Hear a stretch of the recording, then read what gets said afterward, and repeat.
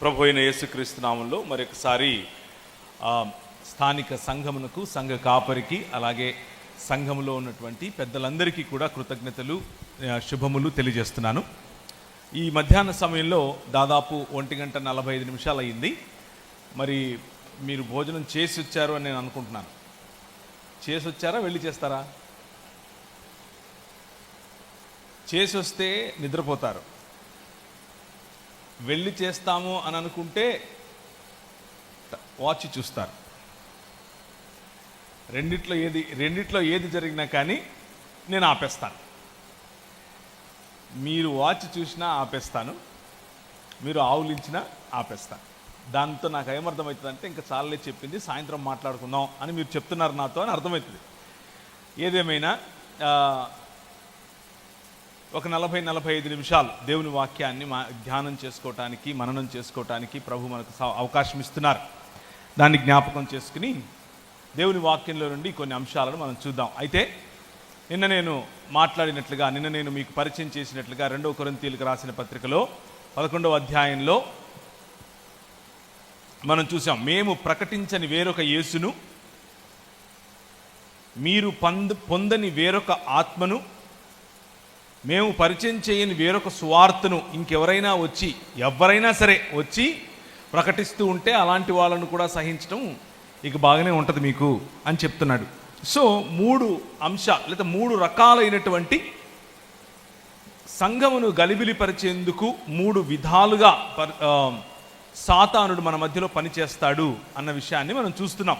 మొదటి విధానాన్ని లేదా మొదటి సంఘములో గలిబిలి పుట్టించటానికి సాతానుడు ఉపయోగించేటటువంటి అస్త్రము క్రీస్తును గురించినటువంటి దుర్బోధ, క్రీస్తును గురించినటువంటి తప్పుడు అవగాహన. యేసుక్రీస్తు అయితే పూర్తిగా దేవుడై ఉండాలి, లేకపోతే మనిషి అయి ఉండాలి అన్నటువంటి అవగాహన కాదు.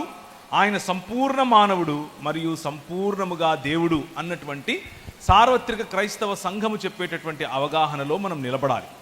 మన పిల్లలను అలాగే కట్టాలి. అంత మాత్రమే కాదు, క్రీస్తు బోధల విషయంలో మరియు క్రీస్తు నేర్పినటువంటి జీవన శైలి విషయంలో కూడా చాలా గలిబిలి ఉంది. దాని గురించి మళ్ళీ చూద్దాం. నిన్న మనం చూసుకున్నట్లుగా శరీరము క్రీస్తు ధరించటానికి వీలు లేదు అని చెప్పే శాఖలు కొన్ని, క్రీస్తు తండ్రి అయిన దేవుడు కల్పించగా కలిగినటువంటి ఒకానొక సృష్టిలో భాగం అని చెప్పే శాఖలు కొన్ని, ఇలాంటివి చాలా విషయాలు మనం చూసాము నిన్న. అన్నిటినీ మించి బైబిల్ గ్రంథము దేవుని కుమారుడైనటువంటి క్రీస్తుని గురించి ఏం మాట్లాడుతుంది, ఆయన యొక్క గుర్తింపు ఎలా ఉంది అన్న విషయాన్ని నిన్న మనం చూసుకున్నాం. ఈరోజు మీరు పొందని వేరొక ఆత్మ అన్నటువంటి అధ్యయనంలోనికి మనం వెళతాం. అలా వెళ్ళటానికి ముందుగా ఒక విషయం గుర్తు చేస్తాను. పాత నిబంధన గ్రంథంలో మోషే, అహరోనులు ప్రభువును ఆరాధించటం కోసం ఆయనకు ధూప నైవేద్యములు వేయటం కోసం దేవుడిచ్చినటువంటి ఆజ్ఞలను అనుసరించి నిబంధన మందసం ఉన్న చోట వారు ఏర్పరచుకున్నటువంటి గుడారములో పరిచర్య, సేవ, భక్తి వగైరా ఆరాధన క్రమంలో పాల్పంపులు పొందే సమయంలో నాదాబు, అబీహు అనే వారిద్దరూ అహరోను కుమారులు. వాళ్ళ నాన్నగారు రోజు ఎలా ధూపం వేస్తాడు, ఎలా అగ్ని రగిలిస్తాడు, ఎలా వేది మీదకి తీసుకొని వస్తాడు, ఎలా బలులు అర్పిస్తున్నారు, ఎలా వారి జీవితంలో విధేయత కలిగి బ్రతుకుతున్నారు అని చూపిస్తూ వచ్చారు నాదాబు, అబీహులకు. కానీ నాదాబు, అబీహులు వాళ్ళ దగ్గర నుంచి నేర్చుకోవాల్సినటువంటిది నేర్చుకోకుండా వారి సొంత తెలివిని, సొంత జ్ఞానాన్ని ఉపయోగిస్తూ వాళ్ళ నాన్న ఏ విధంగా అయితే అగ్నిని ఆర్పకుండా ఉండాల్సినటువంటి అగ్నిని బలిపీఠము దగ్గర ధూపము వేయటానికి ఉపయోగించాడో అలా కాకుండా అన్య అగ్నిని, అనగా అరువు తెచ్చుకున్నటువంటి అగ్నిని ఉపయోగించినట్లుగా మనకు కనిపిస్తుంది. అరువు తెచ్చుకున్నటువంటి అగ్ని, ప్రభువుకు అవిధేయత అన్నది ఇక్కడే మొదలవుతుంది. ప్రభువుకు అవిధేయత అన్యాగ్ని ద్వారా మొదలవుతుంది. నిన్న మనం చూసినటువంటి వాక్య భాగంలో కూడా అన్యాగ్ని నుంచి అరువు తెచ్చుకున్నటువంటి, వేరే పుస్తకాల నుంచి అరువు తెచ్చుకున్నటువంటి, వేరే భావజాలాల నుంచి అరువు తెచ్చుకున్నటువంటి అంశాలను బైబిల్తో కలపటం కారణంగా ఏ విధంగా సంఘములో దుర్బోధలు మొదలవుతాయో మనం చూసాం. పరిశుద్ధాత్మ దేవుని గురించినటువంటిది కూడా ఇంచుమించు లేకపోతే నిజానికి అటువంటిదే. లోకంలో ఉన్నటువంటి పోకడలను తీసుకొని వచ్చి, లోకంలో వస్తున్నటువంటి పూనకాలను తీసుకొని వచ్చి, లోకంలో వస్తూ ఉన్నటువంటి ఇమోషనలిజంను తీసుకొని వచ్చి, అది బైబిల్ గ్రంథం చెప్పేటటువంటి పరిశుద్ధాత్మునికి ఆపాదించటం కారణం చేత మనం మన మధ్యకు దేవుని తీర్పు కలిగినటువంటి అగ్నిని ఆకర్షిస్తాం. అదే క్షణాన అన్యాగ్నిని తీసుకుని వచ్చి ధూపం వేయాలని ప్రయత్నం చేసినటువంటి అదే క్షణాన నాదాబు అబీహులు అదే మంటపములో చనిపోవటం, అక్కడి నుంచి వారి సహోదరుల్లో కొందరు వాళ్ళని ఈడ్చుకుని బయట పాడేయటం మనం చూస్తాం. మరణం అన్నది దేవుని అవిధేయతకు కారణంగా వచ్చింది. మరణం అన్నది దేవుణ్ణి తిరస్కరించటం కారణంగా వచ్చింది. రోగం అన్నది దేవుణ్ణి తిరస్కరించటం కారణంగా మనం సంపాదించుకున్నాం. మనం సంపాదించుకున్నటువంటి ఈ రోగము, మనం సంపాదించుకున్నటువంటి ఈ బలహీనత, మనం సంపాదించుకున్నటువంటి ఈ మరణం, ఆ మరణాన్ని జయించటానికి తండ్రి కుమార పరిశుద్ధాత్మలుగా ఉన్నటువంటి ఏకదేవుడు తన ప్రణాళికను మనకు తెలియజేశాడు. ఆ ప్రణాళికలో భాగంగా ఆయన కుమారుడైనటువంటి యేసు క్రీస్తు మన మధ్యకు సశరీరధారి అయి వచ్చాడు. కృపా సత్య సంపూర్ణుడిగా మన మధ్య డేరా వేశాడు.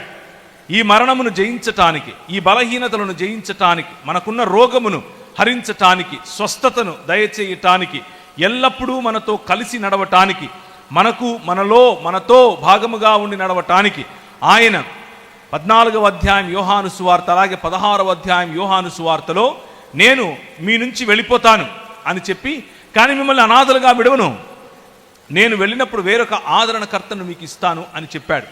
ఈ వేరొక ఆదరణకర్త అన్యాగ్ని కాదు. ఈ వేరొక ఆదరణకర్త స్వయానా దేవుడు. ఈ వేరొక ఆదరణకర్త స్వయంగా మనలో ఉండి నడిపించేటటువంటి దేవుడు. The fullness of holy spirit, సంపూర్ణత, పరిశుద్ధాత్ముని యొక్క సంపూర్ణత.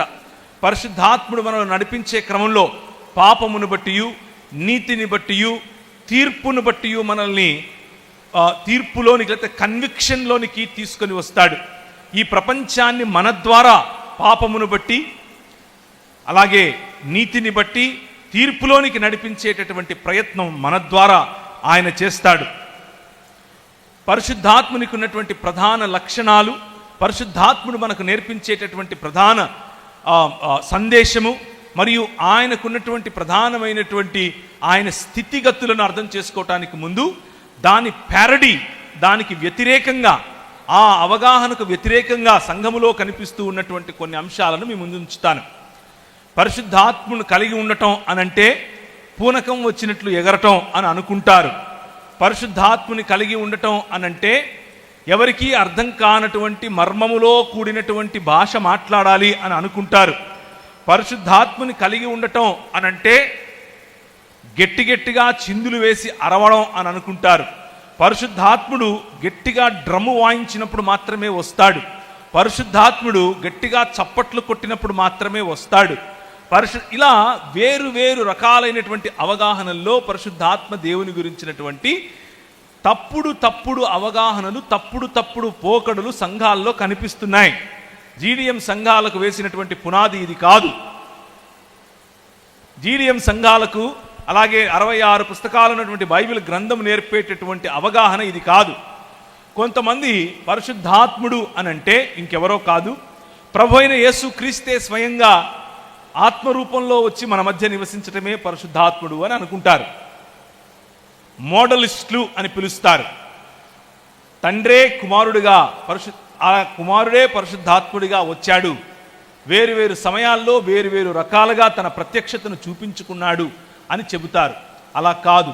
ఆయన వేరొక అని అన్నప్పుడే నేను కాక ఇంకొక అని అర్థం. నేను కాక ఇంకొక అని అర్థం.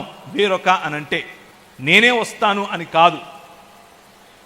ఈ ఆయన వేరొక ఆదరణకర్తను నీకు పంపుతాను అని చెప్పినప్పుడు ఆ ఆదరణకర్త ఈ దీన్ని ఏమంటారు, ఈ గోదావరి జిల్లాల్లోకి వచ్చాడని, ఆ గోదావరి జిల్లాల్లోకి వచ్చినటువంటి ఆదరణకర్త ఆయనే క్రీస్తని, ఆయనే పరిశుద్ధాత్ముడని, ఆయన్నే విలియం బ్రెన్హామ్ అని పిలుస్తారని చెప్పి కొంతమంది అబద్ధపు బోధ మన మధ్యకు తీసుకొని వస్తున్నారు.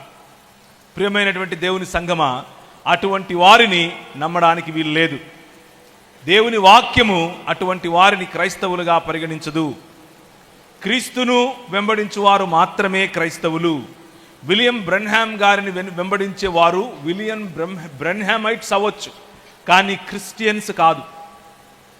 వారిని క్రైస్తవ దృక్పథంలో అంగీకరించటానికి వీలు లేదు. మనం అందరితో ఏకీభవించాల్సిన అవసరం లేదు. మనం వారితో మాట్లాడచ్చు, కలవచ్చు, షేక్ హ్యాండ్ తీసుకోవచ్చు, కానీ బోధ విషయంలో అంగీకారం ఎంత మాత్రమూ లేదు. చాలా స్పష్టంగా ఈ ప్రాంతంలో జరుగుతూ ఉన్నటువంటి అటువంటి కళంకమైన, దేవునికి భిన్నమైన 66 పుస్తకాలు ఉన్నటువంటి బైబిల్ గ్రంథానికి వ్యతిరేకమైన బోధలను మీరు తిరస్కరించమని మిమ్మల్ని పిలుపునిస్తున్నాను. అవి దేవుని వాక్యములో నిలబడే బోధలు కావు. విలియం బ్రెన్హామ్ గారు పరిశుద్ధాత్ముడు కాదు. విలియం బ్రెన్హామ్ గారు యేసుక్రీస్తు కాదు. ఆయన అలా చెప్పుకొని ఉంటే ఆయన అబద్ధికుడే తప్ప ఆయన ఇంకేది కాదు. అంత మాత్రమే కాదు, ఇలాంటి బ్రెన్హామ్ గారు ఇప్పుడు మాత్రమే పుట్టినవారు కాదు. అప్పుడెప్పుడో 6వ శతాబ్దం నుంచి వచ్చారు.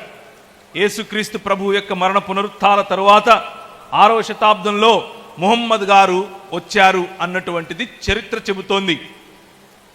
ముహమ్మద్ గారి యొక్క మరణము తరువాత 200 సంవత్సరాల వరకు ఏ పుస్తకము లేదు, ఖురాన్తో సహా. ఆ తర్వాత వచ్చినటువంటి పుస్తకాలలో ఆయన చెప్పుకుంటున్నట్లుగా రాసినటువంటి అనేక వ్యాఖ్యానాలు ఎలా ఉన్నాయంటే, ముహమ్మద్ గారి గురించి బైబిల్ చెబుతోందని, బైబిల్లో ముహమ్మద్ గారి యొక్క ప్రవచనం ఉందని, ఆయనే పరిశుద్ధాత్ముడని, పారాక్లిటోస్ అని కొంతమంది ఇస్లామీ సహోదరులు పొరపాటు పడుతున్నారు. ఇస్లామీ సహోదరులు పొరపాటు పడటం యొక్క కారణం ఏమిటి అంటే, వారు రాసుకున్నటువంటి పుస్తకాలు. ఆ పుస్తకంలో మీరు చదువుతున్నటువంటి ఈ 14వ అధ్యాయం యోహాను సువార్త, 16వ అధ్యాయం యోహాను సువార్తలో ప్రభువైన యేసుక్రీస్తు మీ కొరకు నేను పంపబోతున్నటువంటి వేరొక ఆదరణకర్త అని చెప్పినటువంటి ఆదరణకర్త ఇంకెవరో కాదు, ముహమ్మద్ గారు అని చెప్పే ప్రయత్నం మనకు చేస్తారు. ఆయన మీలో ఉంటాడు అని చెప్పారు. 600 సంవత్సరాల తరువాత వస్తాడు అని చెప్పలేదు. మీతో ఉంటాడు అని చెప్పారు. ఇప్పుడు ఇక్కడ మనతో పరిశుద్ధాత్మ దేవుడు ఉన్నాడా లేడా? ఉన్నాడు. ముహమ్మద్ గారు ఉన్నారా? లేరు. ఆయన చనిపోయారు. ఆయన చనిపోయిన తర్వాత పాతి పెట్టబడ్డారు. ఆయన చెప్పబడింది ఒక వ్యక్తి. ఆ పరిశుద్ధాత్ముడు వస్తాడు అని చెప్పినది ఒక వ్యక్తి గురించే, ఒక శక్తి కాదు. కానీ ఆ వ్యక్తి మనిషి కాదు. ఆ వ్యక్తి సాధారణమైన మనిషి కాదు.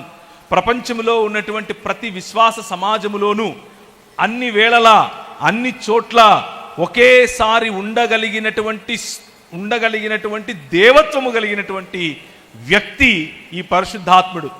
ఆ పరిశుద్ధాత్ముని యొక్క సహవాసము, ఆ పరిశుద్ధాత్ముని యొక్క మనతో కలిసి ఉండగల శక్తి, మనలో ప్రమేయము చూపగల శక్తి కేవలము పరిశుద్ధాత్ముడు అనగా పిలువబడినటువంటి బైబిల్ గ్రంథము చెప్పే పరిశుద్ధాత్ముడికే కానీ ముహమ్మద్ గారికి అది లేదు. లోకం ఆయనను చూడదు, కానీ మీరు ఆయనను చూస్తారు అని ప్రభువు చెప్పాడు. ఈ లోకము ముహమ్మద్ గారిని చూడలేదా? చూసింది. మరి లోకం ఆయనను చూడదు అని ప్రభు అయిన యేసుక్రీస్తు చెబుతూ ఉంటే ముహమ్మద్ గారు నేను పరిశుద్ధాత్ముడిని అని ఎలా చెప్పుకుంటారు? ఆయన చెప్పి ఉండరు. ఆయన తరువాత రాసుకున్నటువంటి కళ్ళబొల్లి ఇతిహాస పురాణాలుగా ఉన్నటువంటి పుస్తకాలలో రాసుకున్నారు మన సహోదరులు, ముస్లిం సహోదరులు. కనుక మీరు నమ్ముతున్నటువంటి జీడిఎం సంఘాలకు నేర్పినటువంటి ఈ శిక్షణ ఏంటా శిక్షణ? తండ్రి, కుమార, పరిశుద్ధాత్ముడు అన్నటువంటి ఏకదేవుడు, ఆ దేవునిలో అంతర్గత భాగమైనటువంటి సంపూర్ణముగా దేవుడైనటువంటి పరిశుద్ధాత్మ దేవుడు మన మధ్యకు పంపుతాను అని చెప్పాడు ప్రభువైన యేసుక్రీస్తు. ప్రభువైన యేసుక్రీస్తు చెప్పినట్లుగా, నేను మరణమైన తర్వాత, నేను మరణాన్ని జయించి తిరిగి లేచిన తర్వాత నేను మీతో మీ మధ్య గలిలయ ప్రాంతంలో కలుస్తాను అని చెప్పాడు. లేచిన తరువాత ఆయన మగ్దలేనే మరియకు కనిపించి, ఏమయ్యా తోటమాలి అనుకున్నాను, నా ప్రభువును చూసావా, ఎవరైనా ఆయనను మోసుకొని పోయారేమో అని అంటే, మరియా అని పిలిచాడు. రబ్బుని అని ఆయనను చూసి పరవశించి, మరి నన్ను ఏం చేయమంటావు ఇప్పుడు అని అంటే, సువార్త చెప్పు అని మొట్టమొదటిగా సువార్త ప్రకటించడం కోసం, ఎవరికి సువార్త? అపోస్తలులకు సువార్త ప్రకటించడం కోసం స్త్రీని ఎన్నుకొని పంపించాడు. ఏమని? నేను వచ్చి అక్కడ కలుస్తాను నా సహోదరులకు చెప్పినట్లుగా అని పంపించాడు. ఆమె వెళ్ళి ఆ మాట చెప్పింది. వారికి ఆయన ప్రకటించినటువంటి దేవుని రాజ్యమును గురించినటువంటి అంశాలు గుర్తొచ్చాయి. అపోస్తలుల కార్యములు 1వ అధ్యాయం, అలాగే అపోస్తలుల కార్యములు 2వ అధ్యాయం. అపోస్తలుల కార్యములో మనం చూసినట్లయితే, ప్రభు అయిన యేసుక్రీస్తు ఆయన పునరుత్థానుడైన తర్వాత వారికి కనిపించి వారితో అనేకమైనటువంటి మాటలు మాట్లాడుతూ వచ్చారు. ముఖ్యంగా ఆయన మాట్లాడిన మాటలన్నీ కూడా దేవుని రాజ్యమునకు సంబంధించినటువంటి మాటలు. ఆయన శ్రమపడిన తరువాత 40 దినముల వరకు వారికి అగపడుచు దేవుని రాజ్య విషయములను గూర్చి బోధించుచు అనేక ప్రమాణములను చూపి వారికి తన్ను తాను సజీవునిగా కనపరచుకొనెను. 1వ అధ్యాయంలో నుంచి చదువుతున్నాను. అయినను పరిశుద్ధాత్మ మీ మీదికి వచ్చినప్పుడు మీరు శక్తి నొందెదరు గనుక మీరు యెరూషలేములోను యూదయ సమరయ దేశముల యందంతటను భూ దిగంతముల వరకును నాకు సాక్షులై ఉందిరని వారితో చెప్పెను. పరిశుద్ధాత్మ దేవుని యొక్క ప్రధాన లక్ష్యం, పరిశుద్ధాత్మ దేవుని యొక్క ప్రధాన కర్తవ్యం, ఆయన ఎన్నుకున్నటువంటి తన ఆఫీస్, ఆయన ఎన్నుకున్నటువంటి తన పాత్ర ఏమిటి అని అంటే, పరిశుద్ధాత్మ దేవుడు ఆయన కంటే ముందుగా వచ్చినటువంటి మన ప్రభు అయినటువంటి యేసు క్రీస్తు స్థాపించు రాజ్యమునకు నిన్ను ప్రతినిధిగా పంపటమే ఆయన పని. ఆయన స్థాపించే రాజ్యమునకు కావలసినటువంటి శక్తిని అనుగ్రహించడమే మీకు ఆయన ఇచ్చినటువంటి పని. ఆయన మీకు శక్తిని అనుగ్రహిస్తాడు. పరిశుద్ధాత్ముడు మీ మీదికి వస్తాడు. పరిశుద్ధాత్ముడు మా మీదికి వచ్చినప్పుడు అని అన్నప్పుడు డప్పు కొడితే వస్తాడు అని కాదు, వీలలు వేస్తే వస్తాడు అని కాదు, గట్టిగా చప్పట్లు కొడితేనే వస్తాడు అని కాదు, ఎప్పుడు పడితే అప్పుడు ఎక్కడ పడితే అక్కడ మనం పిలిచినప్పుడు బంట్రౌతు వలె వస్తాడు అని కాదు. పరిశుద్ధాత్ముడు ఏ క్షణమైతే నువ్వు ఈ క్రీస్తు ప్రభువును నీ స్వంత రక్షకుడిగా, నీ కేవలం ఒక మతాన్ని అనుసరించడం కోసం కాదు, నీ జీవితానికి, నీ కుటుంబానికి, నీ సమాజానికి, నీ దేశానికి, మరియు ఆయన స్థాపిస్తున్నటువంటి ఈ రాజ్యము ప్రపంచం అంతటికీ అని నమ్ముతావో, ఆ రక్షణ భాగ్యాన్ని, రక్షణ కార్యాన్ని నీ జీవితంలో అనుభవిస్తావో, ఆ క్షణమే పరిశుద్ధాత్మ దేవుడు నీలో కార్యము చేయటం కారణంగానే నువ్వు ప్రభు అయిన యేసుక్రీస్తును నమ్మావు. ప్రభు అయిన యేసుక్రీస్తును అనుసరించాలి అన్నటువంటి నిర్ణయం తీసుకున్నావు. కాబట్టి పరిశుద్ధాత్మ దేవుడు నువ్వు ఏ క్షణమైతే ఆయనను అనుసరించాలి అని ఆశపడతావో ఆ క్షణమే నీలో పని చేయటం మొదలు పెడతాడు. కానీ మీ మీదికి వచ్చినప్పుడు అని అన్నటువంటి మాటను మనం కొద్దిగా అర్థం చేసుకుంటే, ఈ రాజ్యం దేవుని కుమారుడైనటువంటి యేసుక్రీస్తు ప్రభువు, ఆయనను మృతులలో నుండి లేపినటువంటి పరిశుద్ధాత్మ దేవుడు, వారు తలపెట్టినటువంటి భూమి ఆకాశముల కలయిక, వారు తలపెట్టినటువంటి దేవుని రాజ్యం అన్నటువంటి ఈ రాజ్య స్థాపన అనే క్రమంలో మీరు శక్తి కలిగి మరి చేయాలి పని అని అనుకుంటే, శక్తి కలిగి దేవుని రాజ్యాన్ని ప్రకటించాలి అని అనుకుంటే, శక్తి కలిగి దేవుని రాజ్యం యొక్క స్థాపన మరియు విస్తరణ చేయాలి అని అనుకుంటే, మీకు పరిశుద్ధాత్మ దేవుడిని మళ్ళీ రోజు ప్రతి దినం, ప్రతి క్షణం, ప్రతి ఘడియలో ఆయన తాకిడిని, ఆయన నింపుదలను, ఆయన ఇచ్చే వరములను, ఆయన ఇచ్చే ఫలమును అనుభవించేందుకు కూడా, ఆస్వాదించేందుకు కూడా, ఉపయోగించేందుకు కూడా ఆయన ఇప్పుడు ఇక్కడ మీకు అందుబాటులో ఉన్నాడు. ఇది దేవుని గ్రంథం చెప్పేటటువంటి సంపూర్ణ సత్యం. పరిశుద్ధాత్మ దేవుని యొక్క పనులు ఆగిపోయాయి అని చెప్పటానికి వీలు లేదు. పరిశుద్ధాత్మ దేవుని యొక్క పనులు ఈ రోజుకు కొనసాగుతున్నాయి.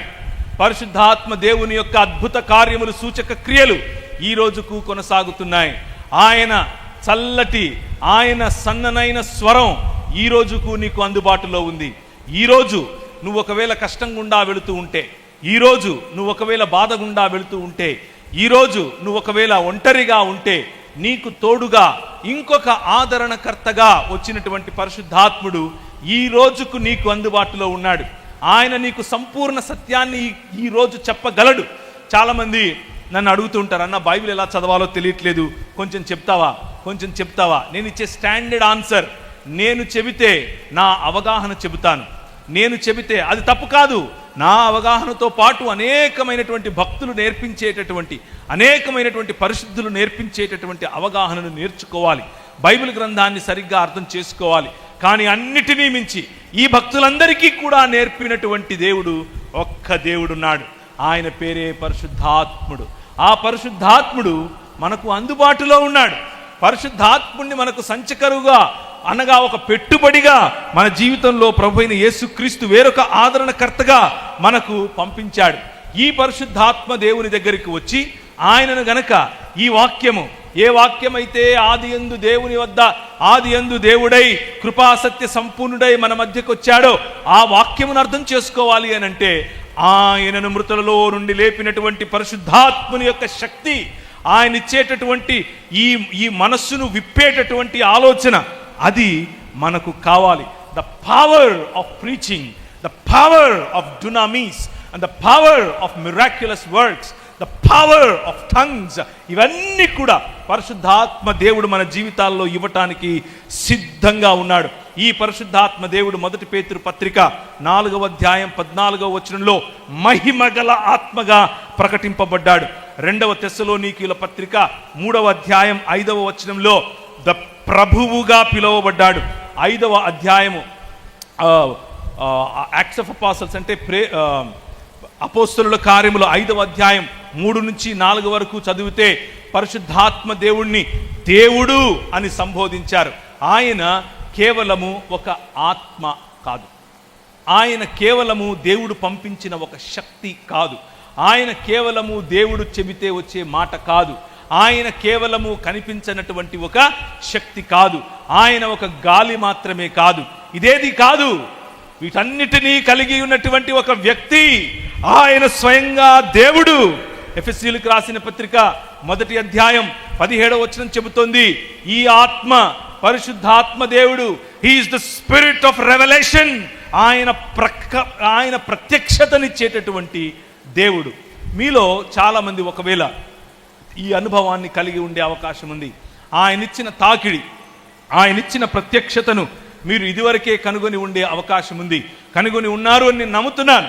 కానీ ఒకవేళ ఇంకా ఈ డాక్ట్రినల్ డిఫరెన్సెస్ కారణం చేత, ఏదో కొన్ని దాన్ని ఏమంటారు, సిద్ధాంతపరమైనటువంటి డీవియేషన్స్ కారణం చేత ఈ పరిశుద్ధాత్మ దేవునితో సహవాసం, ఈ పరిశుద్ధాత్మ దేవుణ్ణి కేవలం ఒక థియరీగా అక్కడెక్కడో దూరంగా పెట్టి, ఇది మనకు కాదు, ఇది వేరే సంఘాల వాళ్లకు అని అనుకుంటే పొరపాటు పడినట్టే. నో, ఆయన ఎవరికి పేటెంట్ రైట్ ఇవ్వలేదు ఆయన మీద. ఆయన అందరికీ దేవుడు. ఆ దేవుడు, ఆ పరిశుద్ధాత్ముడు, he is the spirit of the son of God. గలతీయులకు రాసిన పత్రిక 4వ అధ్యాయం 6వ వచనం. ఆ రోజుల్లో ప్రజలందరూ దేవుని ప్రజలుగా మారాలి అనంటే ధర్మశాస్త్రానుసారమైనటువంటి జీవితం జీవించాలి అని చెబుతూ ఉన్నప్పుడు, దేవుని ప్రజలుగా మారాలి అనంటే మీరు ధర్మశాస్త్రంలో చెప్పినట్లుగా కడుక్కోవాలని, ధర్మశాస్త్రంలో చెప్పినట్లుగా భోంచేయాలని, ధర్మశాస్త్రంలో చెప్పినట్లుగా ఎవరితో మాట్లాడాలి, ఎవరింటికి వెళ్ళొచ్చు, ఎవరింటికి వెళ్ళకూడదు అన్నటువంటి ఆంక్షలు విధించే రోజుల్లో పౌలు వారి మధ్యకు వచ్చి ప్రకటించినటువంటి సువార్త, ప్రకటించినటువంటి, వారికి పరిచయం చేసినటువంటి, గలతీయులకు పరిచయం చేసినటువంటి ఆత్మ, the spirit of the son of God, దేవుని యొక్క కుమారుని యొక్క ఆత్మగా ఈ పరిశుద్ధాత్ముడు పిలువబడ్డాడు. ఎక్కడ ఈ పరిశుద్ధాత్ముడు మీరు ఆయనను పొందుకుంటారో, ఎప్పుడు ఎక్కడ ఏ విధంగా ఆయనను అనుసరిస్తారో అప్పుడు అక్కడ ఆయా ప్రదేశాలలో మనుష్యుల మధ్య ఉన్నటువంటి వ్యత్యాసాలు సమసిపోతాయి. మనుషులుగా మనం చూడటం మొదలు పెడతాం. ఇక్కడ ఒక నిమిషం ఆగి కొన్ని విషయాలు మీకు చెప్పే ప్రయత్నం చేస్తాను. పరిశుద్ధాత్మ దేవుని యొక్క నింపుదల, పరిశుద్ధాత్మ దేవుని యొక్క కాపుదల, పరిశుద్ధాత్మ దేవుని యొక్క సంపూర్ణంగా మనల్ని నింపి నడిపించే అనుభవంలో ఉన్నాము అని చెప్పుకుంటూ కొంతమంది ఆ పరిశుద్ధాత్మ దేవుని యొక్క లేకపోతే సన్ ఆఫ్ గాడ్, దేవుని కుమారుని యొక్క ఆత్మగా ఆయనను గ్రహించలేరు. ఎందుకు అనంటే ఇప్పటికీ కూడా వారి మనసుల్లో నువ్వు స్త్రీవి, నువ్వు నాకంటే తక్కువ అన్న ఆలోచన ఉంటుంది. నువ్వు స్త్రీవి కాబట్టి నేను చెప్పినట్లు వినాలి అన్నటువంటి పురుషాహంకారం ఉంటుంది. ఈ పరిశుద్ధాత్ముడు వారిని సంధించిన తర్వాత కూడా మతపరమైనటువంటి ఎక్స్పీరియన్సెస్, మతపరమైనటువంటి అనుభవాల్లో అయితే ఉంటారు. కానీ నిజంగా ఆయన నేర్పించాలనుకుంటున్నటువంటి పాపం విషయంలో, నిజంగా ఆయన నేర్పించాలనుకుంటున్నటువంటి నీతి విషయంలో, నిజంగా ఆయన ఎక్కడికైతే మనల్ని తీసుకెళ్లాలనుకుంటున్నాడో ఆ తీర్పు విషయంలో ఇంకా పొరపడుతూనే ఉంటారు.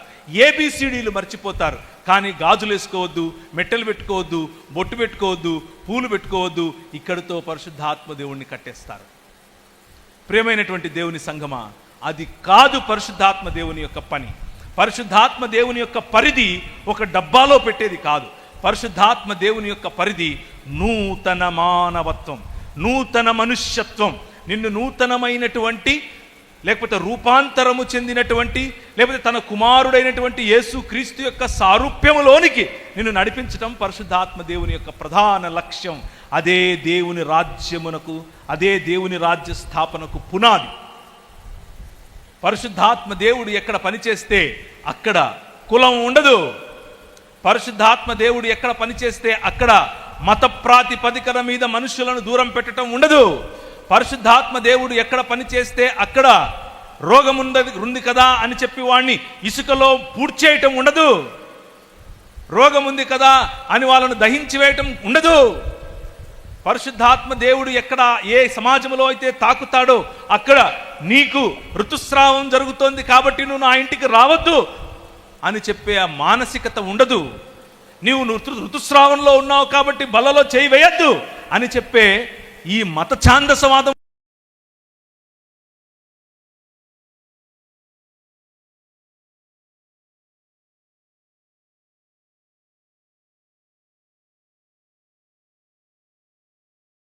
దేవుడు ఏదేను తోటలో ఇచ్చిన స్వాతంత్రం, మొత్తం సృష్టి నీది, ఆ పండు తప్ప, అనగా నన్ను తిరస్కరించటం తప్ప, నా స్థానం తప్ప, మొత్తం సృష్టి పైన అధికారం నీది, మొత్తం సృష్టి పైన ఏలేందుకు తల్లిగా తండ్రిగా నేను అపాయింట్ చేస్తున్నాను, బ్లెస్ యూ అని చెప్పాడు.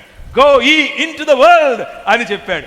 స్త్రీకి పురుషునికి సమానమైనటువంటి అధికారం, సమానమైనటువంటి స్థితిగతులు, సమానమైనటువంటి పరిచర్య ధర్మం, సమానమైనటువంటి ప్రతి విషయంలోనూ ఆయన ఇచ్చినటువంటి అధికారం పరిశుద్ధాత్మ దేవుని యొక్క స్వాతంత్రం. ఈ స్వాతంత్రం పరిశుద్ధాత్మ దేవుడు ఎవరెవరినైతే ఆయన అభిషేకించాడో ప్రతి ఒక్కరికి ఇచ్చాడు. పాత నిబంధన గ్రంథాన్ని గనక ఒకసారి చూస్తే, పాత నిబంధన గ్రంథంలో పరిశుద్ధాత్మ దేవుడు అప్పుడప్పుడు వచ్చి తన పని నైపు చేసుకుని వెళ్ళిపోయేవాడు. ఎప్పుడెప్పుడు వచ్చాడు అనంటే మీకు తెలుసు, సౌలు ఆయన రాజు అయ్యేటప్పుడు వచ్చాడు, దావీదు రాజు అయ్యేటప్పుడు వచ్చాడు, సమూయేలు వచ్చి తన కొమ్ములో ఉన్న నూనెను తీసి ఆయన మీదకి పోసినప్పుడు పరిశుద్ధాత్మ దేవుడు ఆయనను తాకినప్పుడు ఆయన పరవశుడై చేసినటువంటి ఆరాధన, ఆయన పరవశుడై ప్లే చేసినటువంటి హార్ప్ మీకు జ్ఞాపకం ఉంటుంది. ఆయన పాడినటువంటి పాటలు మీకు జ్ఞాపకం ఉంటాయి. ఎప్పుడెప్పుడు పరిశుద్ధాత్మ దేవుడు దిగి వచ్చాడో అప్పుడప్పుడు సంసోను బలము పొందాడు. ఫిలిష్తీయులను ఒక ఎముకతో కొట్టి తరిమాడు. పరిశుద్ధాత్మ దేవుడు ఎక్కడెక్కడికైతే వచ్చాడో అక్కడక్కడ ఆయా సమయాల్లో సంసోను లాంటి వాడు, కట్టివేయబడినటువంటి సంసోను లాంటి వాడు, కళ్ళు పోగొట్టుకున్నటువంటి సంసోను, దాని దేహం ఉడిగిపోయిన సంసోను ఆయన శక్తి చేత ఆయన కట్టబడినటువంటి ఆ మహా కట్టడను కూడా పూర్తిగా కూల్చి పారేయగలిగాడు. శక్తి, అనాయింటింగ్, పవర్ అండ్ అథారిటీ ఇది ఇవ్వటానికే పరిశుద్ధాత్ముడు వస్తాడు. పరిశుద్ధాత్ముని యొక్క ప్రధాన లక్ష్యం మనిషిని సంపూర్ణ మనిషిగా, అథారిటీ కలిగిన మనిషిగా చేయటమే. అలా చేయటం కోసమే పరిశుద్ధాత్ముడు వస్తాడు. ఇదే ఆయన ప్రధాన లక్ష్యం. అందుకనే ప్రభు అయిన యేసుక్రీస్తు అంటున్నాడు, అయినను మీరు పరిశుద్ధాత్మను పొందుకు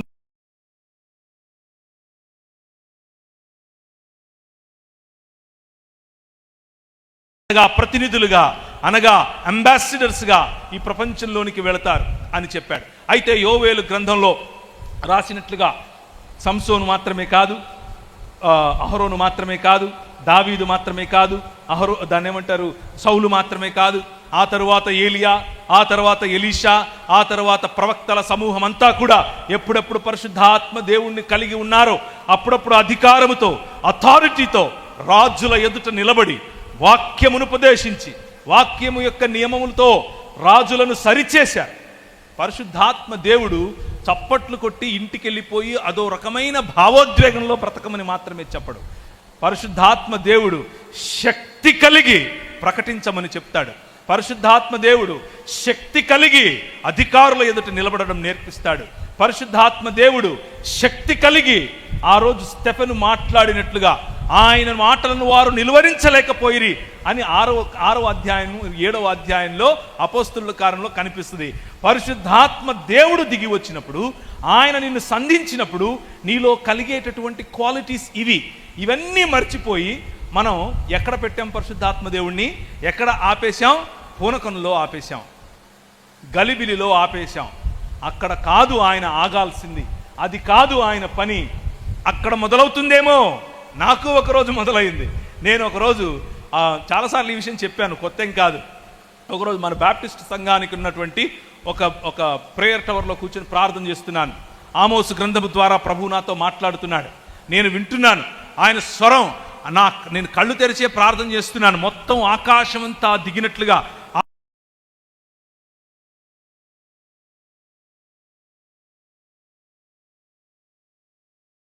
ఉంటే అనేకులు కల్దీయులుగా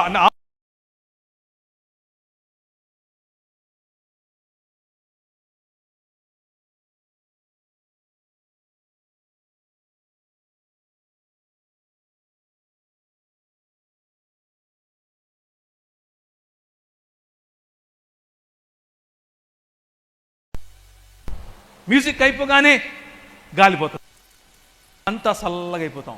అది కాదు పరిశుద్ధాత్మ దేవుని అనుభవం అంటే. అలా మొదలవుతుంది, కానీ నిన్ను రగిలిస్తుంది. నీకు నిద్ర పట్టదు, నువ్వు ఏదో ఒకటి చెయ్యాలనిపిస్తుంది. రాత్రికి రాత్రి బట్టలు తీసుకుని నేను నార్త్ ఇండియా వెళ్ళిపోయాను. కారణం ఏంటో తెలుసా? పరిశుద్ధాత్మ దేవుని శక్తి.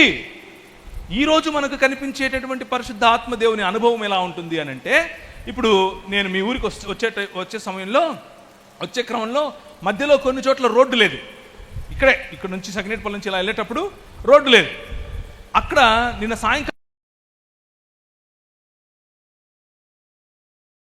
లారీ స్పీడ్గా వచ్చింది. వెళుతూ ఉంటే లారీ వెళ్ళంగానే ఏమేసింది? దుమ్ము మట్టి లేసింది. నేను ఒక 5 నిమిషాలు అలా ఆగాను. ఆ లారీ వెళ్ళిపోగానే మట్టి అంతా మళ్ళీ చల్లగా అయిపోయింది. ఈ మధ్య పరిశుద్ధాత్మ దేవుడు వస్తే ఇలాగే ఉంటుంది.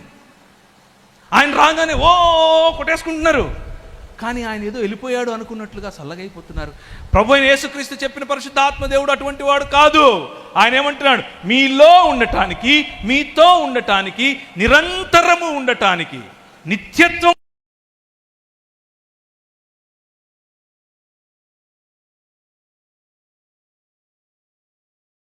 ఒకసారే ఉండేది కాదు. ఇది కూడా జ్ఞాపకం చేసుకోవాలి. ఎప్పుడెప్పుడు నీకు శక్తి అవసరమో, ఎప్పుడెప్పుడు నువ్వు రగిలిపోతావో, ఎప్పుడెప్పుడు ప్రభు యొక్క పని కోసం రోషము కలిగి బ్రతుకుతావో అప్పుడప్పుడు పరిశుద్ధాత్మ దేవుడు నిన్ను యాక్టివేట్ చేస్తాడు. పరిశుద్ధాత్మ దేవుడు నీకు కావలసిన వరాలు ఇస్తాడు. పరిశుద్ధాత్మ దేవుడు నీకు కావలసిన జ్ఞానం ఇస్తాడు. పరిశుద్ధాత్మ దేవుడు నీకు కావలసిన మాటలు ఇస్తాడు. పరిశుద్ధాత్మ దేవుడు నీకు కావలసిన వైఖరిని ఇస్తాడు.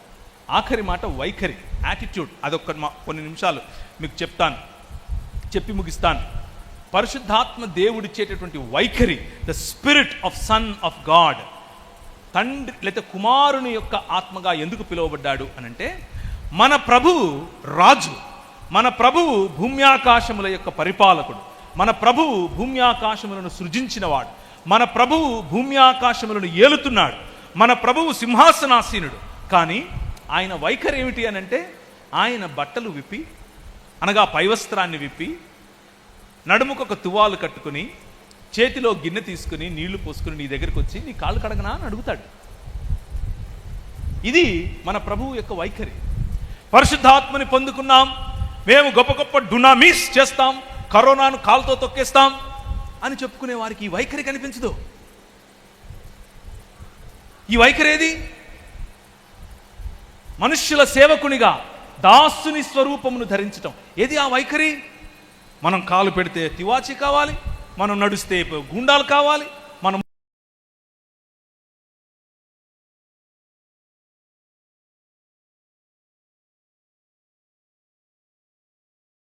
కామొచ్చి అత్తరబుడ్డి తీసుకొచ్చి కాలు గడుగుతోంది, ఆయన మురిసిపోతున్నాడు. ఆయన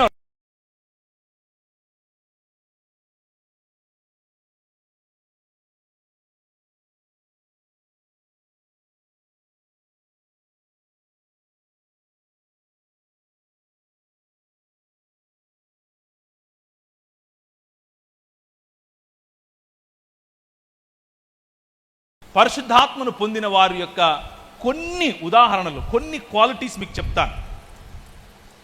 పరిశుద్ధాత్మను పొందాము అని అనుకునే వారి యొక్క కొన్ని క్వాలిటీస్ కూడా చెప్తాను. పరిశుద్ధాత్మను పొందాము, ఇదే మా డినామినేషన్ అని చెప్పుకునే వారి యొక్క కొన్ని క్వాలిఫికేషన్స్ ఏంటంటే, తెల్ల బట్టలే వేసుకుంటారు, కానీ ఆ తెల్ల చీర చాలా ఖరీదైనటువంటి సిల్క్తో ఉంటుంది. మీ ఏ చీరలు కట్టుకుంటే ఏంటి, అందులో నాకేం ఇబ్బంది లేదు. నేను చెప్పేది ఏంటంటే, మీరు ఏ చీరలన్నా కట్టుకోండి, తెల్ల చీర అయినా కట్టుకోండి, ఎర్ర చీర అయినా కట్టుకోండి, రకరకాల రంగుల చీరలు కట్టుకోండి. అన్ని రంగులు మన ప్రభువే. ఏ ఒక్క రంగులోనూ పరిశుద్ధత లేదు, ఏ ఒక్క రంగులోనూ అపరిశుద్ధత లేదు. అన్ని రంగులు మన ప్రభువే ఇచ్చాడు. కానీ దాన్ని చూపించి భక్తి నటిస్తున్నావే, అది పరిశుద్ధాత్ముడిచ్చేది కాదు. పరిశుద్ధాత్ముడిచ్చేది ఏమిటంటే సింప్లిసిటీ, తగ్గింపు, సరళత్వం, ప్రజలకు అప్రోచబుల్గా ఉండటం. కాబట్టి ప్రియులారా, ఏరా బాగున్నావా, ఎందుకు ఇంత యాక్టింగ్ అవసరం ఏంటి? ఇక్కడ కూడా ఏనా బాగున్నావని మాట్లాడు, కాబట్టి నేను ఇక్కడ వచ్చి ఎందుకు?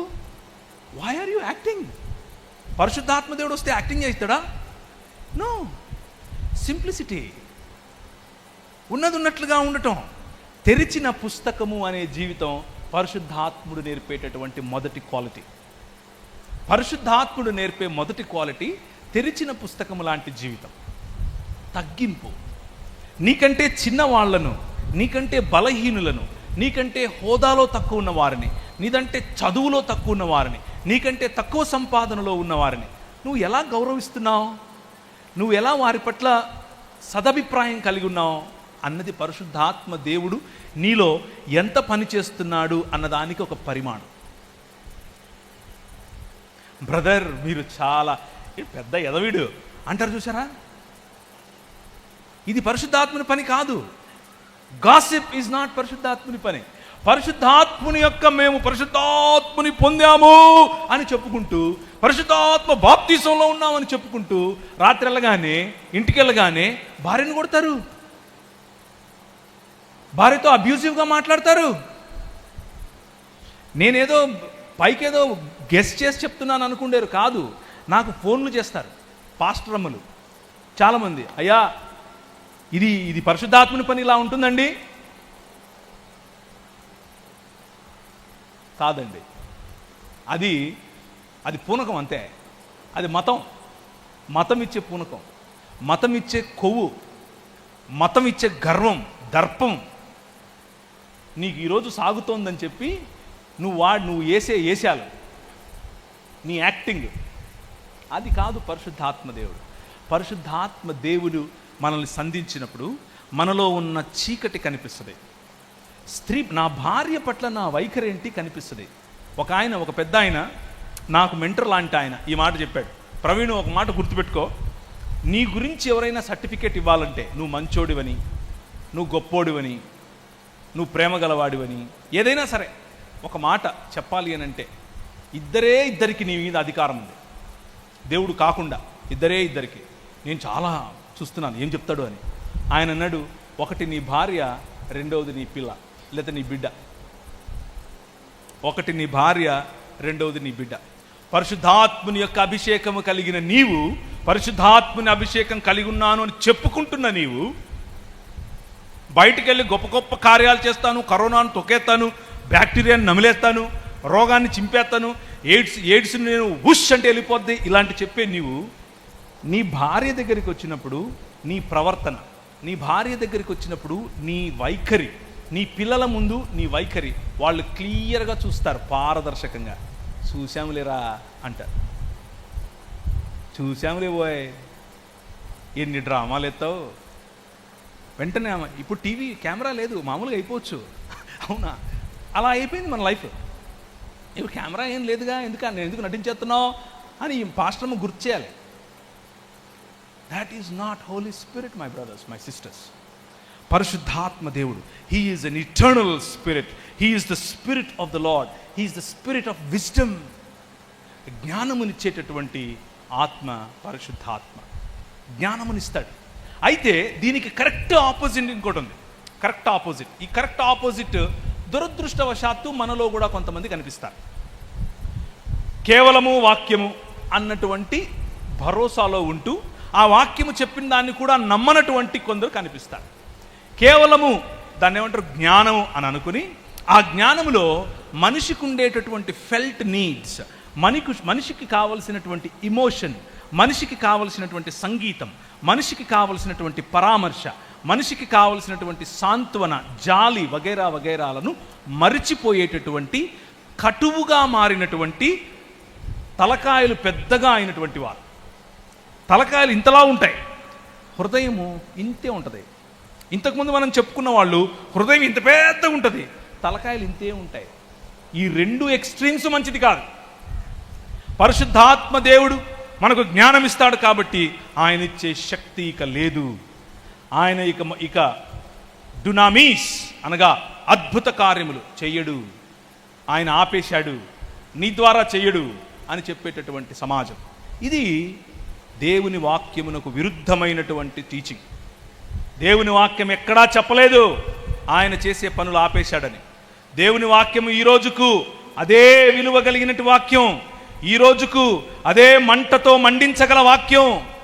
పరిశుద్ధాత్ముడు ఈ రోజుకు అదే అద్భుత కార్యములు చేయగల రాజు. నేను ఎన్నో ఎగ్జాంపుల్స్ నా జీవితంలో చూశాను, ఈ రోజుకు చూస్తున్నాను. పరిశుద్ధాత్మ దేవుడిని ఒక్కసారి అనుభవిస్తే, ఆయనను రుచి చూస్తే, ఆయన ఇచ్చేటటువంటి గొప్ప కార్యాలను నువ్వు చూస్తే ఆ మాట అనలేవు. ఒకరోజు ఇక్కడే మీ ఊరు నుంచి కొంచెం దూరం వెళ్తే కాకినాడకు దగ్గరలో కాదు, కాకినాడ దగ్గర కాదు, క్షమించండి, గూడూరు దగ్గరలో నూర్ ఏ కలాం అని మీరు ఒకసారి టైప్ చేయండి, దాంట్లో కనిపిస్తుంది యూట్యూబ్లో. నేను ముస్లిం సమాజం గురించి వారు చెప్తున్నటువంటి అబద్ధములను ఎండగట్టడం కోసం అక్కడ నిలబడ్డాను. రక్షణ టీవీ వాళ్ళు ఆ ప్రోగ్రాం పెట్టారు. నేను డ్రైవ్ చేసుకుంటూ నెల్లూరు నుంచి వెళ్ళాను, హైదరాబాద్ నుంచి నెల్లూరు నుంచి గూడూరు నాకు అప్పటికే స్పాండిలోసిస్, నేను కూర్చోలేకపోతున్నాను, నిలబడలేకపోతున్నాను, భయంకరమైన నొప్పి. పోయి డాక్టర్ దగ్గరికి చూయించుకుంటే అన్నాడు, నువ్వు నిలబడడానికి వీల్లేదు, నువ్వు మాట్లాడడానికి వీల్లేదు, నువ్వు పడుకోవాలి, నీ చేత కాదు, కళ్ళంది తిరిగిపోతున్నాయి. ఏంటి ప్రభువా ఇది, నా బతికేంటి ఇలా అయిపోయింది, నీకు వెంటనే ఆపరేషన్ చేయాలంటాడు. అంటే ఈ మధ్య డాక్టర్లకు ఆపరేషన్ చేయడం అనేది పైసల కోసం అని నాకు తెలుసు, కానీ అలా కాదులే అని చెప్పి నేను స్కానింగ్ తీయించాను. చూపించాడు, ఇదిగో ఈ ఇదిగో ఈ సర్వైకల్ ఇలా ఉంది, దీని పరిస్థితి ఏంది అని అన్నాడు. ఈరోజు సాయంకాలం నేను నిలబడాలి, నేను మాట్లాడాలి. ప్రభు నన్ను పిలిచాడు, మోకాళ్ళ మీద పడి ఆయన అడిగాను, ప్రభువా నువ్వు ఏం చేస్తావో నాకు తెలియదు, నువ్వు చంపేస్తావా తీసుకెళ్ళిపో, లేదు నిలబెడతావా, ఈరోజు సాయంకాలం నేను మాట్లాడాలి. నూరే కలాం కొన్ని వేల మంది ఆ రోజు ఆ గ్రౌండ్లో ఉన్నారు. వారు ఎదుట నిలబడుకొని ఈ సాక్ష్యం చెబుతూ మరి మాట్లాడాను. నొప్పి లేదు, బాధ లేదు, భయం లేదు, ఉంటే నీకోసం సస్తే నీకోసం అన్నట్లుగా అక్కడ దాన్ని ఏమంటారు రగిలిపోయి మాట్లాడాను. అయిపోయింది, మళ్ళీ వచ్చాను కారులో, అలా స్పృహ తప్పి పడిపోయాను. నిజంగానే స్పృహ తప్పి పడిపోయాను. అంత భయంకరమైన పెయిన్, నొప్పి. రాత్రంతా ఆ డ్రైవర్ పాపం ఒక ఆయనను ఇచ్చి పంపిస్తే ఆ డ్రైవర్ తీసుకొచ్చి ఇంటి దగ్గర డ్రాప్ చేశాడు. ఆయనకి ఏదో ఇవ్వాల్సింది ఇచ్చి పంపించేశాను. మళ్ళీ డాక్టర్ దగ్గరికి వెళ్ళాను, వేరే ఆప్షన్ లేదు, ఆపరేషన్ అన్నాడు. నేను అన్నాను, ప్రార్థన చేస్తే నాకు దేవుడు ఎలా ఉపశమనం ఇచ్చాడు, ఉపశమనం ఇచ్చిన దేవుడు సంపూర్ణ స్వస్థతనివ్వడా అని అడిగాను. మళ్ళీ వచ్చాను ప్రభు దగ్గరికి, నాకు ఈరోజు ఏ ఆపరేషన్ లేదు, ఏం లేదు, నా సర్వైకల్స్ అన్నీ బాగున్నాయి, everything is set. He is still the same God. ఆయన ఈ రోజుకు అదే దేవుడు. నా కోసం ప్రార్థన చేసిన వాళ్ళు ఇంటికి వచ్చి ప్రార్థన చేశారు, చేతులుంచి ప్రార్థన చేశారు. మా అమ్మ నా కోసం ప్రార్థన చేసింది, చేతులుంచి ప్రార్థన చేసింది. పెద్ద జ్ఞానం ఏమీ లేదు ప్రార్థన చేసిన వాళ్ళకి, సామాన్యులు. కానీ నమ్మకంతో, విశ్వాసంతో, ప్రభువా నువ్వు స్వస్థత చేస్తావు అని అడిగారు. నాకు చేశాడు. నేనే మీకు ఒక రుజువు. I am an example. God still heals people and God still uses people to heal. దేవుడు ఈ రోజుకు ప్రజలను స్వస్థపరుస్తాడు. దేవుడు ఈ రోజుకు ప్రజలను ఉపయోగించుకొని స్వస్థపరుస్తాడు. అది డాక్టర్ అయినా కావచ్చు, మీలాంటి ప్రార్థనాపరులైనా కావచ్చు. Believe in this power. ఈ శక్తిని నమ్మండి. ఇదేదో మంత్రం కాదు, ఇదేదో అన్యాగ్ని కాదు, ఇది దేవుని వాక్యం. దేవుని వాక్యములో ఉన్నటువంటిది. ఎక్కడెక్కడ మీరు వెళ్ళి నా నామమున వాక్యమును ప్రకటిస్తారో, రాజ్యమును ప్రకటిస్తారో, అక్కడక్కడ ప్రభువే తానే వారి వెంట ఉండి అద్భుత కార్యములతో ఆ వాక్యమును స్థిరపరచెను. అద్భుత కార్యములతో ఆయన స్థిరపరుస్తాడు. ఒకరోజు ఒక నిన్న రాత్రి, ఎంతో దూరం వద్దు, నిన్న రాత్రి ఫోన్ చేసి, నాకు ఇలా అయిపోతుంది, నేను నమ్మాను కానీ నమ్మించి మోసం చేశాడు నన్ను. పరిచర్యలోనే ఉన్నాను కానీ నమ్మించి మోసం చేశాడు. ప్రార్థన ఎప్పుడు ఆయన ప్రార్థన చేస్తాడు. ప్రార్థన చేసుకుంటూ మనం కలిసి ఉందాం అని చెప్పాడు. ప్రార్థన చేసుకుంటూ మనం పెళ్లి చేసుకుందాం అని చెప్పాడు. కానీ ఏమైపోయాను?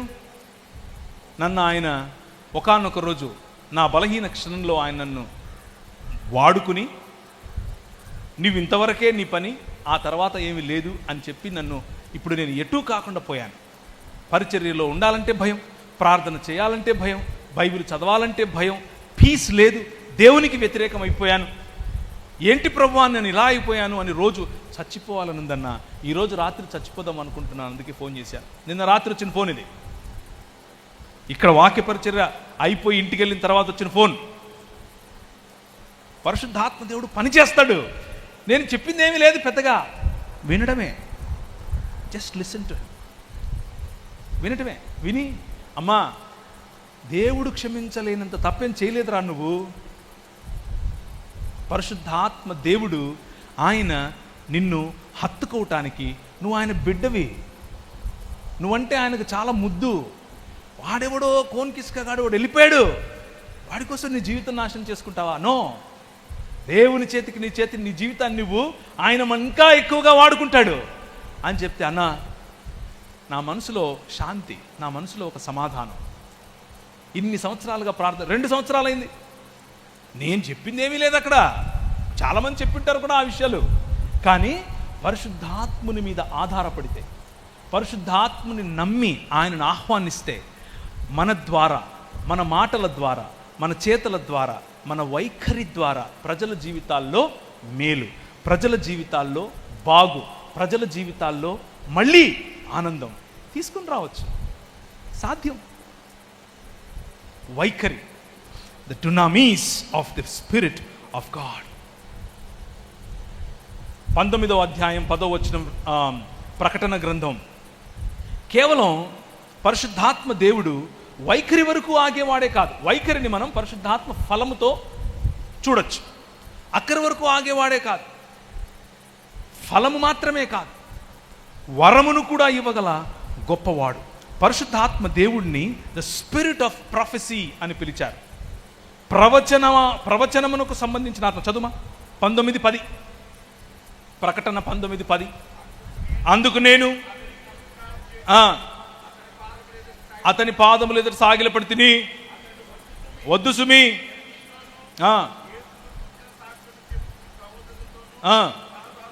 నేను నీతోనూ యేసును గూర్చి సాక్ష్యమును చెప్పు, నీ సహోదరులతోనూ సహదాసుడను దేవునికే నమస్కారం చేయి. యేసును గూర్చిన సాక్ష్యము ప్రవచన సారమని. ప్రవచన సారము అన్న చోట ప్రవచన ఆత్మ అని కూడా తర్జమా చేయొచ్చు. యేసును గూర్చిన మాట ప్రవచనములకు సంబంధించిన మాట. మీరు ప్రవచించటం అనంటే రేపు మీ ఇంట్లో టెంకాయలు వండుకుందరు, రేపు మీ ఇంట్లో వంకాయలు వండుకుంటారు, నీ భార్య ఎర్ర చీర కట్టుకొని వస్తుంది, నీ భార్య పేరు మార్తమ్మ, ఇది చెప్పటం కాదు. నీ కొడుకు పుడతాడు, ఇది చెప్పటం మాత్రమే కాదు ప్రవచనం అంటే. ప్రవచనం అనంటే రాజుల ఎదుట, అధికారుల ఎదుట, భూరాజుల ఎదుట, అంధకార సంబంధమైన దురాత్మ సమూహముల యొక్క అధికారము ఎదుట నిలబడి యేసే రాజు అని చెప్పటం, యేసు క్రీస్తే ప్రభు అని చెప్పటం. Jesus is the lord of all. యేసు క్రీస్తు అందరికీ ప్రభువు అని ప్రకటించగలగటం. ఆ ప్రవచన సారము యేసు క్రీస్తు యొక్క సారం, యేసు క్రీస్తు యొక్క ఈ సువార్త యొక్క సారాంశం అదే. ఆ సువార్త యొక్క సారాంశమును చేయటం కోసమే నీకు పరిశుద్ధాత్మ దేవుడు అనుగ్రహించబడ్డాడు. అంతేగాని పొయ్యి బోర్డులు పెట్టుకోవటానికి కోసం కాదు. బోర్డు పెట్టుకుని నీ కొడుకు పుడతాడు. ఒక ఆయన ఉన్నాడు మా ఊర్లో, నేను చాలాసార్లు చెప్పాను, ఇది మళ్ళీ చెప్తున్నాను. ఒక ఆయన ఇక్కడ కొడుకులు పుట్టడం కోసం ప్రార్థన చేస్తాను అని పెట్టాడు బోర్డు. ఆయన స్పెషలిస్ట్, గైనకాలజీలో కూడా ఆయన ఆండ్రాలజికల్ స్పెషలిస్ట్, అంటే స్త్రీ రోగ నిపుణుడు, ముఖ్యంగా ప్రసూతి రోగ నిపుణుడు. ప్రార్థన అన్నమాట ఇది. అందులో కూడా పురుషులు మాత్రమే పుట్టిస్తాడు ఈయన. ఎంత అవమానకరంగా మనం ప్రభువును దిగజారుస్తున్నాం, ఎంత అవమానకరంగా ప్రభువును మనం ప్రజలకు పరిచయం చేస్తున్నాం. అంటే ఆయన స్త్రీలను పుట్టించడా? ఆయనకు స్త్రీలంటే తక్కువ? కొడుకులే కావాలా? ఇందులో విడ్డూరం ఏంటంటే అక్కడ ప్రార్థన చేయించుకునేది అందరూ స్త్రీలే. స్త్రీలొద్దు. ఈ వైఖరి ప్రకటన ఏంటో తెలుసా? ఇప్పుడు స్త్రీ అని పురుషుడని తేడా లేదు, ఇప్పుడు యూదుడని గ్రీకు దేశస్థుడని తేడా లేదు. యేసు క్రీస్తు యొక్క సువార్త సారం ఇది. ఇప్పుడు దాసుడని స్వతంత్రుడని తేడా లేదు. అందరిపైన, అందరికీ ఒకే ఆత్మను అనుగ్రహించినటువంటి యోవేలు గ్రంథములో చెప్పినట్లుగా ఆయన అంత్య దినములలో మీ మీదికి దిగి వచ్చినప్పుడు మీ కుమార్తెలు ప్రవచిస్తారు, మీ కుమారులు గొప్ప కార్యాలు చేస్తారు, మీ వృద్ధులు లేచి నడుస్తారు, మీ వృద్ధులు గంతులు వేస్తారు. ఎందుకు వచ్చాడు? మనం చూసినట్లుగా ఎప్పుడెప్పుడు పరిశుద్ధాత్మ దేవుడు దిగి వచ్చాడో అప్పుడప్పుడు అథారిటీ, శక్తినివ్వటానికి, అధికారాన్ని ఇవ్వటానికి, ప్రకటించటానికి, పాలకుల ఎదుట నిలబడి వాళ్ళను సరైన మార్గంలోనికి చెరపట్టి తీసుకుని రావటానికి వస్తాడు. ఆయన వచ్చాడు కాబట్టే స్త్రీలు నాయకులు, ఆయన మిమ్మల్ని అభిషేకించాడు కాబట్టే స్త్రీలు బోధకులు, ఆయన అభిషేకించాడు కాబట్టే స్త్రీలు మాట్లాడాలి, స్త్రీలు పరిచర్య చేయాలి, నాయకత్వం చేయాలి. ఇప్పుడు స్త్రీ అని పురుషుడని తేడా లేదు. That is the Kingdom of God. దేవుని రాజ్యం, ఆ రాజ్య స్థాపన, ఆ రాజ్యానికి ఉన్నటువంటి విలువ, ఆ రాజ్యానికి ఉన్నటువంటి విలువలలో ఆయన హీఈస్ ఎ టీచర్. ఆయన నేర్పిస్తాడు. హీఈస్ ఎ గైడ్, మార్గదర్శనం చేస్తాడు. ఆయన సంపూర్ణ సత్యంలోనికి నడిపిస్తాడు. ఆయన పాపం పట్ల ఒప్పుకోలు తీసుకొచ్చేలా చేస్తాడు. ఆయన శక్తినిస్తాడు, శక్తినిచ్చి నడిపిస్తాడు. అంత మాత్రమే కాదు, ప్రభు అయిన యేసు క్రీస్తు తన మాటల ద్వారా ఎలాంటి ఆదరణను ఇచ్చాడో వేరొక ఆదరణకర్తగా వచ్చేటటువంటి ఈ ప్రభువు ఆదరణనిస్తాడు. ఆయన సన్నని మెల్లని స్వరం నీకు వినిపిస్తుంది. నువ్వు బండి తోలుకుంటూ వెళ్ళేటప్పుడు, నువ్వు ఒంటరిగా డ్రైవ్ చేసేటప్పుడు, నీ ఆఫీస్లో నువ్వు కూర్చుని పని చేసేటప్పుడు, నువ్వు ఇంట్లో నువ్వు కూర్చుని నీ పనుల్లో నువ్వు ఉన్నప్పుడు ఆ సన్నని స్వరం నీకు వినిపిస్తూనే ఉంటుంది. నువ్వు వినేందుకు నీ దగ్గర చెవులుంటే చాలు, చెవులుంటే చాలు. పాత రోజుల్లో రేడియో వచ్చేది. ఆ రేడియో తరంగాలు ఎప్పుడూ వస్తూనే ఉంటాయి. కానీ మనం దాన్ని ఏం చేయాలి?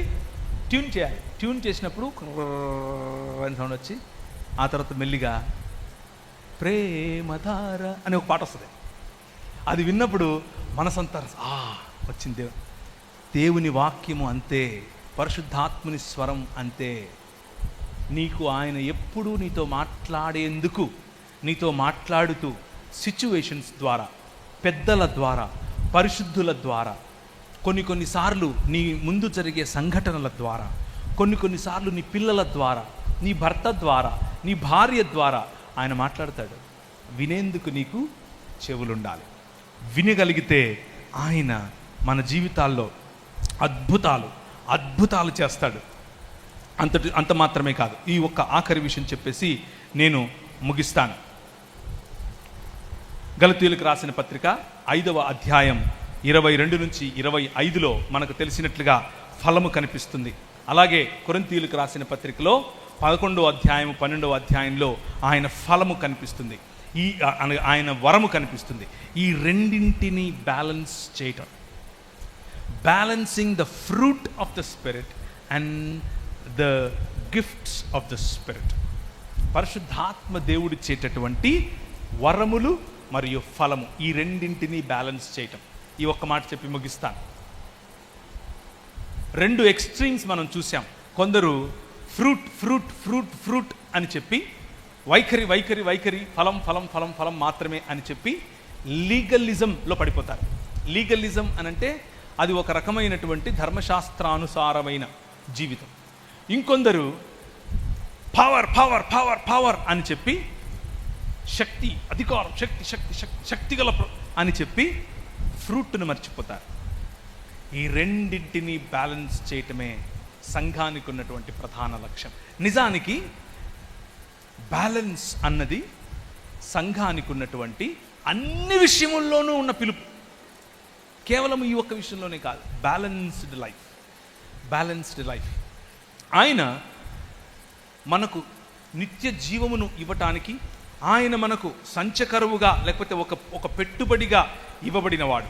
ఆ పెట్టుబడిగా ఇవ్వబడినటువంటి ఈ దేవుడు మనకు స్పిరిచువల్ గిఫ్ట్స్, ఆత్మీయమైనటువంటి వరములు ఇచ్చినప్పుడు 7వ వచనం నుంచి 12వ అధ్యాయం 11వ వచనం వరకు ఇవ్వబడినటువంటి లిస్ట్, అది ఎగ్జాస్టివ్ లిస్ట్ ఏం కాదు. ఇంకా ఉన్నాయి. ఉదాహరణకు, మీలో చాలామందికి ఇంటికి వచ్చిన వారికి ఆతిథ్యం ఇచ్చేటటువంటి గిఫ్ట్ ఉంటుంది. మీలో చాలామందికి అడ్మినిస్ట్రేషన్ అనే గిఫ్ట్ ఉంటుంది. అడ్మినిస్ట్రేషన్ మీలో పరిశుద్ధాత్మ వరము అనంటే కేవలం లబలబలబల మాట్లాడటం మాత్రమే కాదు. అదొకటే కాదు. పరిశుద్ధాత్మ వరం అంటే చాలా ఉన్నాయి. బుద్ధి కలిగి వాక్యమును బోధించటం, బుద్ధి కలిగి లేదా జీవముచ్చేటటువంటి వాక్యమును బోధించటం, మంచి మాటలు చెప్పగలగటం, ప్రవచనమును అనగా ప్రకటించటం, అధికారుల ఎదుట నిలబడి ప్రకటించటం, ఇవన్నీ విశేషంగా ఆపేక్షించమని పౌలు చెప్తున్నాడు. వీటిని వదులుకోవద్దు, మరింత విశేషంగా ప్రవచన వరాన్ని ఆపేక్షించండి అంటున్నాడు. కూర్చున్న వారిలో, అలాగే మైకులో వింటున్న ద్వారా, లేకపోతే ఈ దాన్ని ఏమంటారు లైవ్లో చూస్తూ ఉంటే, నేను మీకు ఎగ్జాంపుల్, మీ ముందు నేను నిలబడి ధైర్యంగా చెప్తున్నాను.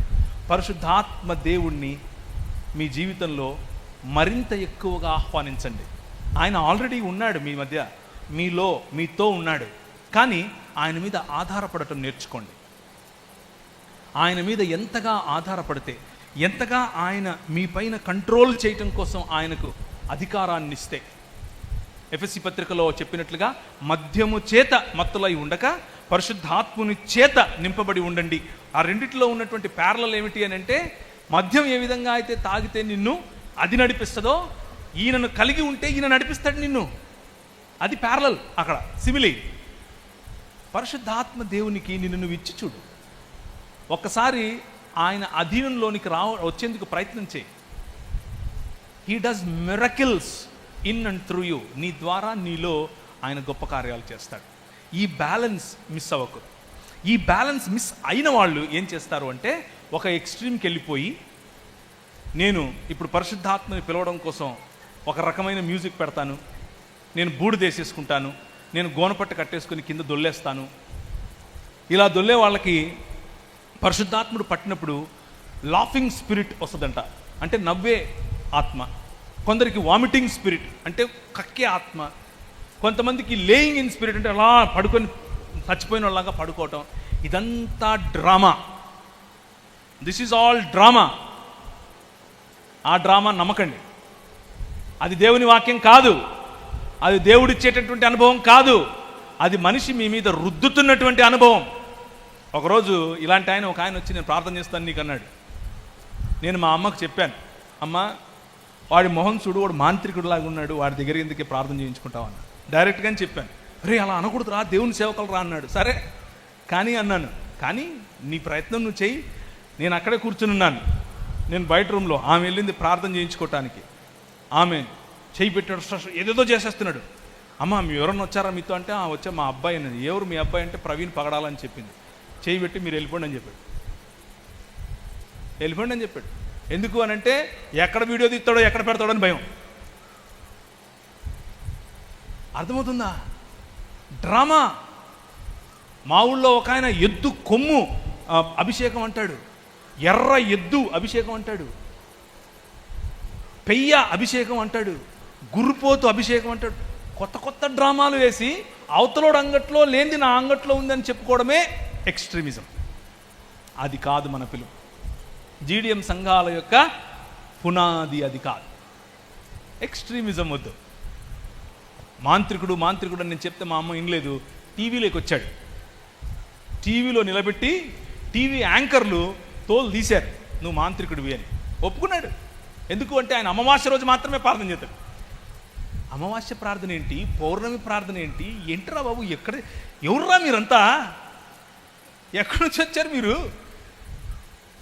అమావాస్య ప్రార్థనలు ఏంటి, అమావాస్య అభిషేకాలు ఏంటి, ఏంటిదంతా? అదే ఎక్స్ట్రీమ్. వద్దు, అలాంటి వాటికి వెళ్ళకండి. దేవుని వాక్యం ఏం చెప్తుంది? దేవుని వాక్యం ఆయనకి ఇష్టం వచ్చినట్లు ఆయన మనకు వరాలు ఇస్తాడు. మనం అడగాలి, మనం ఆపేక్షించాలి. తీసుకోండి, వాటిని ప్రాక్టీస్ చేయండి. వ్యాపారం చేయొద్దు దాంతో. ప్రజల కోసం, ప్రజల బాగు కోసం, ప్రజల అభ్యున్నతి కోసం, అన్నిటినీ మించి దేవుని రాజ్య స్థాపన కోసం, దేవుని రాజ్య విస్తరణ కోసం పరిశుద్ధాత్మ దేవుడు మనకి ఇవ్వబడ్డాడు.